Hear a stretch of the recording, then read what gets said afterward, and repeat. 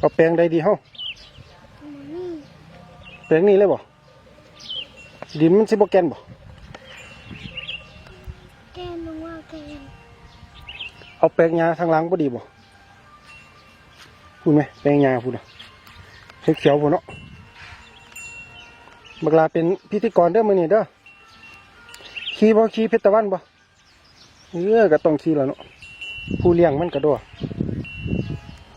เรียกมันมาแต่ในหน่อยดิเนี่ยตะวันน่ะเลี้ยงมันมาแต่น้อยๆเลยผู้ใดเกิดก่อนกันมีตังกับเพชรตะวันน่ะตะวันแค่ไหนก็ว่าผิดกันตะวันเกิดก่อนคือสิเลี้ยงมันมาแต่น้อยได้สั่ง มีตั้งแต่มันตัวน้อยๆบ่โอ้เลี้ยงตั้งแต่ตัวน้อยตั้งแต่มันหัวแต่ออกลูกคนน่ะที่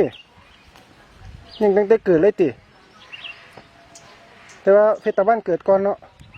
อ๋อโอเค